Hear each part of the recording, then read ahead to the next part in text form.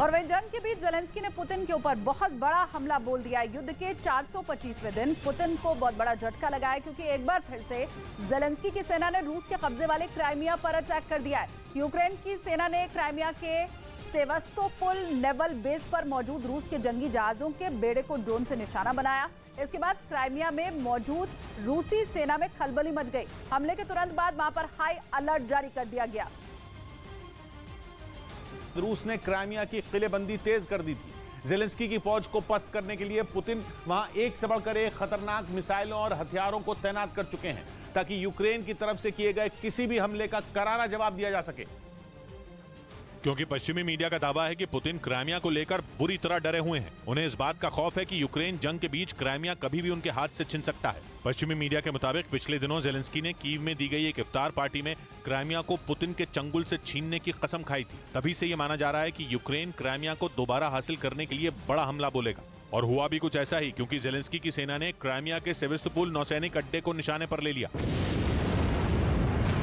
इस हमले की जो तस्वीरें सामने आई, उनमें यूक्रेन के ड्रोन सेवास्तोपोल नेवल बेस पर खड़े रूसी जंगी जहाजों पर बम गिराते दिखाई दिए, जिससे रूसी फौज में हड़कंप मच गया। पश्चिमी मीडिया का दावा है कि हमले के डर से पूरे क्राइमिया में अलर्ट जारी कर दिया गया। वहीं यूक्रेन का दावा है कि उसके इस ड्रोन हमले में रूस के जंगी जहाजों को काफी नुकसान पहुंचा। लेकिन रूस की सेना ने यूक्रेन के इस दावे को खारिज कर दिया। रूस ने दावा किया कि उसकी सेना ने यूक्रेन के ड्रोन हमले को नाकाम कर दिया और हमले में शामिल उसके कई ड्रोन मार गिराए। हालांकि ज़ेलेंस्की की फौज के इस हमले के बाद रूस ने सेवास्तोपोल की सुरक्षा और कड़ी कर दी। काला सागर के किनारे बसे सेवास्तोपोल से जो तस्वीरें सामने आई, उनमें रूस का एक लड़ाकू हेलीकॉप्टर आसमान से नौसैनिक अड्डे की निगरानी करता नजर आया। पश्चिमी मीडिया का दावा है कि पुतिन ने न सिर्फ सेवास्तोपोल बल्कि पूरे क्राइमिया की सुरक्षा कड़ी कर दी है, क्योंकि क्राइमिया पुतिन के लिए नाक का सवाल बन चुका है और वो किसी भी हाल में ये नहीं चाहेंगे कि क्राइमिया उनके हाथ से फिसल जाए।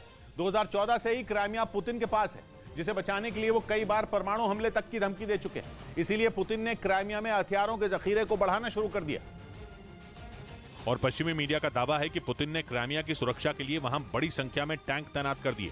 इसके साथ ही गोला बारूद की एक भारी भरकम खेप भी क्राइमिया पहुंचाई गई। लेकिन इसके बाद भी ज़ेलेंस्की की सेना क्राइमिया में घुसकर ताबड़तोड़ हमले कर रही है।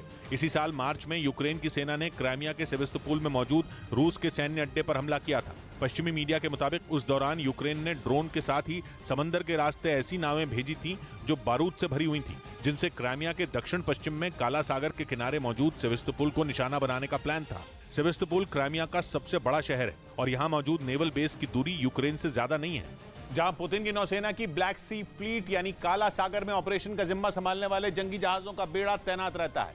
ये वो बेड़ा है जो यूक्रेन पर हमले की शुरुआत से ही पुतिन के एक्शन प्लान में सबसे अहम रहा है, क्योंकि इसी बेड़े की मदद से रूस ने पिछले साल यूक्रेन पर हमला बोलते ही काला सागर की किलेबंदी कर दी थी और वहां मौजूद उसके जंगी जहाजों ने यूक्रेन के शहरों को दहलाना शुरू कर दिया था। सेवास्तोपोल पर तैनात कई पनडुब्बियों पर रूस ने बेहद ताकतवर कलिब्र मिसाइलें तैनात कर रखी हैं। वही कलिब्र मिसाइलें जिन्होंने जंग शुरू होते ही यूक्रेन पर कहर ढा दिया था। काला सागर में तैनात रूस की पनडुब्बियों से दागी गई कलिब्र मिसाइलों ने यूक्रेन के कई शहरों में जमकर तबाही मचाई थी। इसी वजह से सेवास्तोपोल नेवल बेस यूक्रेन की आंखों में चुभता है। वो किसी भी तरह उसे तबाह करना चाहता है ताकि पुतिन को बहुत बड़ा झटका लगे।